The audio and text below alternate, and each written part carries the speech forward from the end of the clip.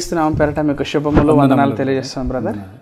సత్యవాక్యం కార్యక్రమాన్ని వీక్షిస్తున్నటువంటి ప్రతి ఒక్కరికి కూడా మేము వందనాలు తెలియజేస్తున్నాము, మీకు శుభములు తెలియజేస్తున్నాము. బ్రదర్, మీరు చాలా రోజుల నుంచి ఈ సత్యవాక్యం అనే కార్యక్రమాన్ని యూట్యూబ్ ద్వారాను టీవీ ఛానల్స్ ద్వారాను ప్రజలందరికీ మీ వల్ల ఎంత సాధ్యం అవుతుందో అంతవరకు కూడా మీరు సత్యవాక్యాన్ని అందించాలనే ఉద్దేశం మేరకు ఈ ఛానల్లో మీరు పనిచేస్తూ ఉన్నారు, మీరు సత్యాన్ని ప్రకటిస్తూ ఉన్నారు. కాకపోతే ఏ ఒక్క పని చేసినా కూడా మంచి ఫీడ్బ్యాక్ లేదా చెడ్డ ఫీడ్బ్యాక్ అనేది ఉండే ఉంటుంది. అది ఏదైనా అయి ఉండొచ్చు. సో అలాగే మీ వీడియోస్ మేము కూడా వాచ్ చేస్తూ ఉంటాము. భద్రావతి, కర్ణాటక, బెంగళూరు నుంచి చాలా దూరం, కర్ణాటక రాష్ట్రము, శివమొగ్గ జిల్లా, భద్రావతి. సో అక్కడ కూడా క్రీస్తు సంఘం ఉంది, మత శాఖలు కూడా ఉన్నాయి. సో అక్కడ కూడా చాలా మంది వాచ్ చేస్తారు. నేను కూడా వ్యక్తిగతంగా మీ వీడియోస్ అవన్నీ నేను వాచ్ చేస్తూ ఉంటాను. అలాగే స్క్రాల్ చేసినప్పుడు కింద కొందరు సత్యానికి లోబడిన వారిని కూడా కామెంట్స్ ద్వారా మేము చూడగలిగాము. ఇంకా కొందరు నెగిటివ్గా కూడా కామెంట్స్ ఇస్తారు. సో దీన్ని బట్టి మీరు వాళ్ళకి ఏం చెప్పగలుగుతున్నారు? అంటే ఏం చెప్పడానికి ఆశపడుతున్నారు నెగిటివ్ ఫీడ్బ్యాక్ ఇచ్చే వాళ్ళకి? అంటే మీరు ఇలా నన్ను ప్రేమించే వాళ్ళకంటే నన్ను ద్వేషించేవారు ఎక్కువ ఉన్నారు. అదే నెగిటివ్ కామెంట్స్ని మేము ఎక్కువ అబ్జర్వ్ చేస్తున్నాము. సో నాకు 100కు 99 మంది శత్రువులు కాదు, మినిమం 1000కి 990 మెంబర్స్. అంటే మేబీ 1000కి నేను ఒక 10 మెంబర్స్కి మాత్రమే మంచి వ్యక్తి. అది దేని బట్టి అంటే నా వ్యక్తిగత ప్రవర్తన కాదు. నేను ఎవరి దగ్గర నూనె డబ్బాలు అమ్ముకోవట్లేదు, కచ్చిపులు అమ్ముకోవట్లేదు, ఎవరికి డబ్బులు ఇవ్వమనట్లేదు, అకౌంట్ నెంబర్ ఇవ్వలేదు. సో నేను I did not cheat single person. నేను ఒక్కరిని కూడా మోసం చేయలేదు. కానీ నేను ఎందుకు శత్రువునంటే వ్యతిరేకిస్తారంటే వాళ్ళు కేవలము నేను బోధించే సిద్ధాంతము, వారు చెప్పేటువంటి మాటలు బైబిల్లో లేవు అని చెప్పటం మాత్రమే వాళ్ళు నన్ను తృణీకరిస్తున్నారు. ఇప్పుడు ఉదాహరణకి మనం బైబిల్లో చూద్దాం. బైబిల్లో మోషే మీద ఇజ్రాయేలీలు అందరూ కూడా కొనిగారు. ఏమని కొనిగారు? మేము ఐగుప్తులో ఉంటే అక్కడ బ్రతికుండే వాళ్ళము, ఇక్కడేమో వెనక శత్రువులు, ముందేమో ఎర్ర సముద్రము, నువ్వు మమ్మల్ని ఇక్కడ ఎందుకు తీసుకొచ్చావని కొనిగారు. అంటే మోషే శత్రువు కదా, మోషే మీద గొనగలేదా? తర్వాత ప్రవక్తల మీద గొనగలేదా? ఈవెన్ యేసుక్రీస్తు ప్రభువారు 16వ సంవత్సరంలో 12వ సంవత్సరంలో ఆయన కనిపించినప్పుడే శాస్త్రులు పరిశీలతోటి వాదోపవాదన జరిగింది. ఆయన పరిచర్య సువార్త ప్రకటించేటప్పుడే క్రీస్తు ప్రభు వారిని వ్యతిరేకించిన వాళ్ళు ఎవరు, ప్రేమించిన వాళ్ళు ఎంతమంది? ఆలోచన చేస్తే బైబిల్లో క్రీస్తు ప్రభు వారిని ద్వేషించిన వాళ్ళు, అవమానపరిచిన వాళ్ళు, రాళ్ళు రువ్విన వాళ్ళు, సిలువ వేసిన వాళ్ళు, ఆయన చెంపల మీద చేతుల మీద కొట్టిన వాళ్ళు, ఆయన ఎంట్రుకలు లాగిన వాళ్ళు చూస్తే భూమి మీద క్రీస్తు ప్రభు వారిని ద్వేషించిన వాళ్ళు 100కు 99 మంది. ద్వేషించిన వారే ఎక్కువ. 100కు 99 మంది. 100కు 99. ఆయన 5000 మందికి 5 రొట్టెలు 2 చిన్న చేపలు పెట్టి మీరు నా శరీరం తిని నా రక్తం తాగాలంటే వాళ్ళు విన్నరా? అందరూ వెనుకకి వెళ్ళిపోయారు. యేసుప్రభు వారి శిష్యులు యేసుప్రభు వారిని మృతులలో నుండి తిరిగి లేస్తానంటే శిష్యులు ఎక్కడున్నారు? చేపలు పట్టుకుంటున్నారు. అంటే క్రీస్తు ప్రభు వారిని ఎవరు నమ్మారు? ఆయన బోధించిన మాటలేంటి? 3.5 సంవత్సరములు ఆయన ఎంతమందికి శత్రువు అయ్యాడు? క్రీస్తు ప్రభు వారు శత్రువు కాలేదా? అయ్యారు. ఎందుకు క్రీస్తు ప్రభు వారు శత్రువు అంటే క్రీస్తు ప్రభు వారు ఏమైనా లోపం ఉందా? ఆయన ఏమైనా పాపం చేశాడా? లేకుంటే వాళ్ళకు ఏమైనా మద్యము ఆయన చెప్పినటువంటి బోధను, ఆయన దేవుని కుమారుడు అని చెప్పుకోవడము, ఆయన పరలోకంలోంచి వచ్చాడని చెప్పుకోవడము ప్రజలకు నచ్చలేదు. అలానే యేసుప్రభు వారి శిష్యులు ఎంతమందికి మంచివారు? ఎన్నిసార్లు పౌలును కొట్టారు?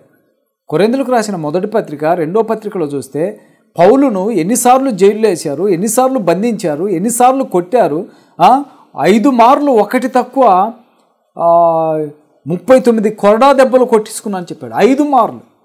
సో ఎన్నిసార్లు? ఎందుకైనా ఆయన వాళ్ళ దగ్గర డబ్బులు తీసుకున్నాడా? డబ్బు అడిగాడా? వాళ్ళ ఇంటికి భోజనం చేశాడా? ఏమని ఆయన వ్యతిరేకించారంటే, ఆయన వ్యతిరేకించిన వాళ్ళు కూడా, ఆయన కొట్టినటువంటి వాళ్ళు కూడా యూదులు. డేవిడ్ పాల్ను అనబడిన నన్ను తిట్టేవాడు ఎవడైనా ఉన్నాడంటే మత శాఖల వాళ్ళు తిడతారు. కానీ నేను ఒకటి వాస్తవంగా చెప్పగలను, భారతదేశంలో ఉన్న క్రీస్తు సంఘాలు మొత్తము డేవిడ్ పాల్ను ప్రేమిస్తారు. ఆ విషయం వీళ్ళకి తెలియదు.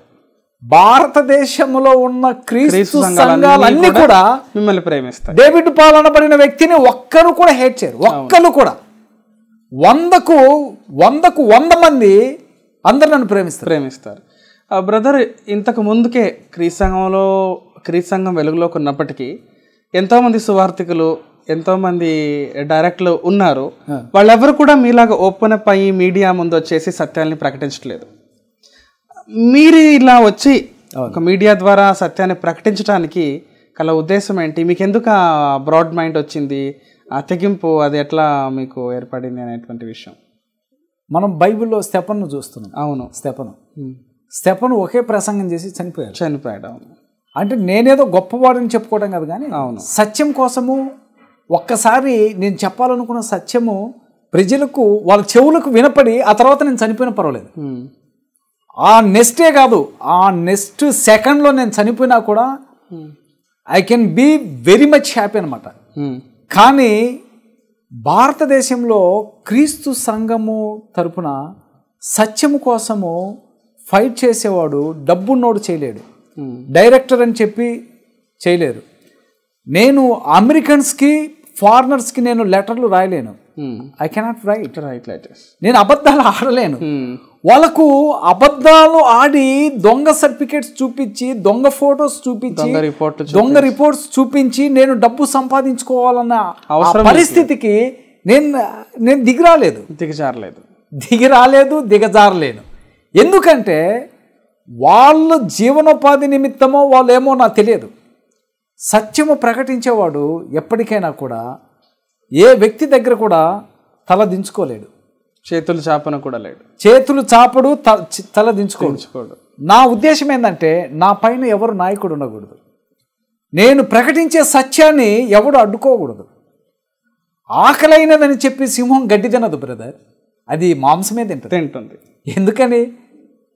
దానికి ఆకలైందని చెప్పి సింహము గడ్డి తినదు, అది ఇంకో కూరగాయలు తినదు, అది మాంసమే తింటుంది. మన దగ్గర డబ్బు లేదని, ఆస్తులు ఇవ్వని, వెనక ఏమి లేదని డబ్బు కోసం నీతి తప్పము. అవును, డబ్బు వేశ్య దగ్గర కూడా ఉంటుంది. సినీ సెలబ్రిటీస్ వ్యభిచారులు వాళ్ళు కాదు స్టార్లు. వాళ్ళు మొఖాలకు రంగులు పూసుకొని విగ్గులు పెట్టుకునేవాడు స్టార్ ఎలా అవుతాడు? జీవవాక్యమును చేత పట్టుకొని లోకానికి జ్యోతి వలె ఉండేవాడు స్టారు. సత్యాన్ని ప్రకటించేవారు స్టార్స్ అవుతారు. ఫిలిప్పీలకు రాసిన పత్రిక 1వ అధ్యాయం. ఎవరు స్టారు? జీవవాక్యమును చేత పట్టుకొని లోకానికి మీరు జ్యోతుల వల్ల కనపడాలి. ఇంగ్లీష్లో స్టార్స్ అని ఉంటుంది. వీళ్ళు స్టార్స్ అని పెట్టుకుంది ఎవరు? వ్యభిచారం చేస్తారే, ముఖాలకు రజనీకాంత్ లాంటి వాళ్ళు, ఈ సినీ సెలబ్రిటీస్ అందరూ కూడా వ్యభిచారులు. ఆ వ్యభిచారం చేసే వాళ్ళ దగ్గర ఎన్ని కోట్ల డబ్బులు ఉంటాయి బ్రదర్? కోట్ల కొద్ది ఉంటాయి, వందల కోట్లు, వేల కోట్లు ఉంటాయి. టెర్రరిస్టుల దగ్గర కూడా డబ్బులు ఉంటుంది, దొంగడి దగ్గర కూడా డబ్బులు ఉంటుంది, హంతకుడి దగ్గర కూడా డబ్బు ఉంటుంది. డబ్బు కోసము ఆత్మగౌరవాన్ని చంపుకొని, డబ్బు కోసము మానవత్వాన్ని చంపుకొని, డబ్బు కోసము నిజాయితీని చంపుకొని మనిషిలాగా జీవించాలని దేవుడు పుట్టించాడు. అందుకే నేను ఈ సింహం గురించి చెప్పింది, అది చావనైన శాస్త్రది కానీ అది మాంసమే. అలాగే దేవుడు అవసరమైతే మనం చచ్చిపోతాం. ఆయన బిడ్డలుగా భోజనము లేకపోయినా, వస్త్రాలు లేకపోయినా, ఈ దేహము క్షీణించిపోయినా చచ్చిపోతాం. కానీ డబ్బే జీవితం అని అబద్ధమాడి జీవించాల్సిన అవసరం మనకు లేదు. అలానే చాలామంది వాళ్ళు అమెరికా వాడు ఏదో డాలర్ ఇస్తాడు, యూకే వాడు ఏదో పౌండ్ ఇస్తాడు, కెనడా వాడు వాని దగ్గరికి వెళ్ళి వానికి అబద్ధపు రిపోర్ట్లు రాసి అతని దగ్గర సాక్ష్యాలు చెప్పి, నా పైన ఏ వ్యక్తి కూడా డైరెక్టర్గా ఉండటానికి వీల్లేదు. నేను బైబిల్ ట్రైనింగ్ చేసినటువంటి పీటర్ సాల్మాన్కి చెప్పాను, నువ్వు నాకు డైరెక్టర్ కాదు, తమాష చేయొద్దు. నువ్వు నాకు డైరెక్టర్ ఏంటి? నా డైరెక్టర్ క్రీస్తు. నువ్వు నా పైన అధికారిగా ఉండకూడదు. నాకు స్వేచ్ఛ అవసరం. నేను సత్యాన్ని ప్రకటించటానికి స్వేచ్ఛ అవసరం. లేదు నువ్వు ఇలా ప్రకటించకూడదు అంటే నువ్వు చెప్పినట్లు నేను వెళ్ళాను కదా. Even I rejected my father, I hate my father, he wanted to stop my preaching. నేను చెప్పా ఐ డోంట్ కేర్ అని చెప్పా. అంటే సత్యాన్ని ఎవరు ఆపకూడదు. ఒకవేళ వారు నన్ను హింసిస్తారేమో, కానీ నేను ప్రకటించే సత్యాన్ని చంపలేరు. నన్ను చంపగలరేమో బ్రదర్, అది పెద్ద విషయం కాదు. ఎందుకంటే నాకు సెక్యూరిటీ లేదు, గన్మ్యాన్ లేరు, బాడీ గార్డ్ లేరు.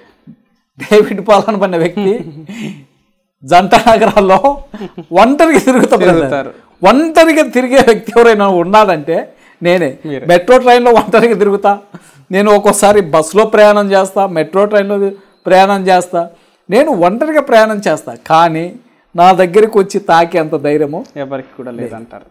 ఇంకా కొందరు మీ గురించి ఒక వీడియోలు పెట్టారు. ఎస్, వేరే ఆ వీడియో ఏంటంటే వాళ్ళ వాయిస్ మాత్రమే వినపడుతుంది. ఉంది వాళ్ళ వాయిస్ వినపడి నా వీడియోను నాకే వినపడే రిపీట్ అయ్యేలాగా పెట్టారు. నేనేమన్నా అంటే సేవకుల్ని, ఇప్పుడు మత శాఖల సేవకుల్ని మనం ఏదైతే సత్యం చెప్పి ఇది తప్పని మీరు చెప్తున్నారో వాళ్ళు ఏం వీడియో పెట్టారంటే సేవకుల్ని విమర్శించవచ్చా, విమర్శించకూడదు ఇలాగని పెట్టారు. ఈ విషయాన్ని బట్టి మీరు ఏం చెప్తారు?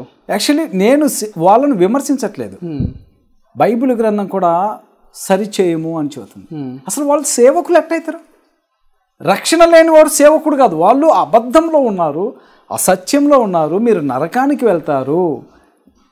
ఇది రక్షణ మార్గము, దీనిలోనికి రమ్మని చెబుతున్నాం మనం. ఒకవేళ నేను చెప్పింది కన్నా తప్పు అయితే, డేవిడ్ పాల్ అనబడిన వ్యక్తి తప్పు బోధించాడని భారతదేశంలో ఎవరైనా సరే నాతో డిబేట్కైనా రమ్మను, నా మీద వీడియో అయినా పెట్టమను. నాతో డిబేట్ చేసే ధైర్యం లేదనుకో, ఇంకోటి కూడా మీరు ఆలోచించండి. మన యూట్యూబ్ ఛానల్లో నా ఫోన్ నెంబర్ ఉంటుంది. అవును, స్క్రీన్ మీద ఎవరి నెంబరు ఉండదు. నేను పిరికి వాడిని అయ్యి ధైర్యం లేని వాడిని అయితే వీళ్ళంతా దొంగలు, అబద్ధికులు, మాంత్రికులు, నూనె డబ్బాలు అమ్ముకునే వాళ్ళు, కచ్చీబులు అమ్ముకునే వాళ్ళని చెప్పినప్పుడు నేను అంత పిరికివాడిని అయితే నా నెంబర్ ఎందుకు ఇస్తాను? నా నెంబర్ ఇస్తే నాకు ఫోన్ చేస్తారు. కొంతమంది ఫోన్ చేస్తారు, సార్ డేవిడ్ పాల్తో మాట్లాడాలంటే డేవిడ్ పాల్కి అసిస్టెంట్లు లేరు, పిఏలు లేరు, గన్మ్యాన్లు లేరు. డైరెక్ట్గా డేవిడ్ పాల్తో మాట్లాడారు. ఇంత అవకాశం ఎవరిస్తారు బ్రదర్? మీరు ఎక్కడైనా చూడండి, కాంట్రవర్షియల్గా మాట్లాడేవాళ్ళు, సత్యాన్ని బోధించేవాళ్ళు, ఏ వ్యక్తి అయినా సరే తన నెంబరు స్క్రీన్ మీద ఇవ్వడు. ఒకవేళ ఇచ్చినా కూడా ఫేక్ నెంబర్ ఇస్తాడు, ఆ నెంబరు స్విచ్ ఆఫ్ చేసుకుంటాడు. నా నెంబర్ ఎప్పుడు పనిచేస్తుంది, మీరు ఎప్పుడైనా ఫోన్ చేయొచ్చు, మీ ప్రశ్నలకు నేను సమాధానం చెబుతా. మిడ్ నైట్ అంటే నిద్రపోయేటప్పుడు అంటే చెప్పలేము, నాకు ఉన్న అనుకూల సమయంలో నేను రిసీవ్ చేసుకొని మీకు సమాధానం చెప్తారు. అంతేకాని నేను ఎవరిని విమర్శించట్లేదు. విమర్శన అనేది కాదు, మన ముందు నిలబడేంత ధైర్యం ఎవరికి లేదు. అనిల్ కుమార్, రాజశేఖర్ రెడ్డి అల్లుడు అనిల్ కుమార్ లాంటి వ్యక్తి 3 నిమిషాలకు స్టేజ్ మించి మైకు పడేసి ఉరికిండు, వెళ్ళిపోయిండు, పారిపోయిండు. ఎవరు కూడా మిమ్మల్ని ఇప్పటిదాకా ప్రశ్నించలేదా, ఎందుకు మా గురించి ఇలా మీరు మాట్లాడుతున్నారని చెప్పేసి? ఎవరు రాలేదు ఇంతవరకు రాలేదు. దహింసగ్ని థామస్ అనే వ్యక్తిని చేయబట్టుకున్నారు ఆ డిబేట్ కని, ఇలా పెట్టి ఉరికిండు. పి ఐజాక్ అనేటువంటి వ్యక్తి నన్ను చూస్తేనే భయపడతారు, దగ్గరికే రాడు. ఐజాక్ గారు కనపడితే ఐజాక్ గారు అంటే చాలు పో అంటుంటాడు, దగ్గరికి రాను. అంటే వాళ్ళు కనీసం నా ముందు కూడా నిలబడేంత ధైర్యం లేదు. ఇప్పుడు నేనేదో పాపులర్ కావాలనో లేకుంటే నేనేదో పబ్లిసిటీ కోసమే అనుకుంటే ఇవి చెప్పాల్సిన అవసరం లేదు కదా. పబ్లిసిటీ అనుకుంటే పాలిటిక్స్, రాజకీయ నాయకులను ఏమో అనలేమా? నేను ఒకసారి ఒక హోమ్ మినిస్టర్ దగ్గరికి వెళ్ళా, ఇలా కాలర్ ఎగరేసిండు, చనిపోయింది ఈ మధ్య, నాయన్ నరసింహారెడ్డి. కాలర్ ఎగరేసిన 3 నెలలకు హోమ్ మినిస్టర్ పోస్ట్ పోయింది. ఆ 3 నెలలకు అసలు ఆయనే లేకుండా పోయింది. ఏమి అది పర్మనెంట్ కాదు కదా, భూమి మీద మనిషి ఎవడు పర్మనెంట్ కాదు. అవును. సో ఏమి ఉండదు. నేనైనా ఒకరోజు చనిపోయేది. ఎవడైనా భూమి మీద మనిషిగా పుట్టిన ప్రతి వ్యక్తి ఒకరోజు ఈ దేహాన్ని వదిలిపెట్టాలి. నీకు ఉండే గర్వం, అహంకారం వల్ల నీ ప్రాణాన్ని కోల్పోవడమే. అవును. సో నేను గర్వించట్లేదు. నేనేమంటున్నా అంటే, నేను చెప్పే బోధ సత్యము, మీరు అసత్యంలో ఉన్నారు, మీరు నరకానికి వెళ్ళకుండా రక్షింపబడమని నేను చెబుతున్నారు. వీళ్ళకు నేను శత్రువు అనుకుంటే మనం ఇంకా దానికి ఏం చేయలేం బ్రదర్. నేను ఏ వ్యక్తిని కూడా వ్యక్తిగతంగా దూషించట్లేదు. ఏదున్నా కూడా బైబిల్ ప్రకారము మీరు పండుగలు చేయకూడదు, రెవరెండ్ అని పిలిపించుకోకూడదు, స్వస్థతలు లేవు, టచ్ అని పడగొట్టకూడదు, దశంభాగాలు లేవు, రీకరబ్ అనే భాషలు నేను మాట్లాడేది. డేవిడ్ పాల్ అనబడిన వ్యక్తి ఏ వ్యక్తికి వ్యక్తిగతంగా 1% కూడా నాకు శత్రువు లేరు. మీరు అందరిని ప్రేమిస్తారు. నేను అందరినీ ప్రేమిస్తారు. మీకు అర్థమై ఉంటుంది నేను ఎలాంటి వాడినో. అంటే నాకు కేవలం వాళ్ళు శత్రుత్వం ఏంటంటే బైబిల్ ప్రకారం ఒక సిద్ధాంతం మాత్రమే శత్రుత్వం. కానీ నేను వాళ్ళను ప్రేమిస్తున్నా కాబట్టి అయ్యో వాళ్ళు ఎక్కడ నరకానికి వెళ్తారు, వాళ్ళు పాపంలో చనిపోతారు, నరకానికి వెళ్తారనే బాధ వేదనతోటి నేను వాళ్ళని ప్రేమిస్తున్నా కాబట్టి నేను సత్యం చెబుతున్నా. వాళ్ళు తెలుసుకోవాలి, మారు రక్షింపబడాలని. కానీ అసలు వాళ్ళ మీద నాకు ప్రేమ లేకుంటే నేను నా ప్రయాసము, నా కష్టము, నా డబ్బు, నా వాల్యుబుల్ డబ్బు, నేను సంపాదించే ప్రతి రూపాయ నేను పరిచర్య ఖర్చు పెడుతున్నా. ఒకరోజు అంటే ఫ్రీగా చేస్తారా? షూటింగు, ఎడిటింగు, వీడియోస్ ఎవరు చేయరు కదా. మళ్ళీ నా విలువైనటువంటి డబ్బు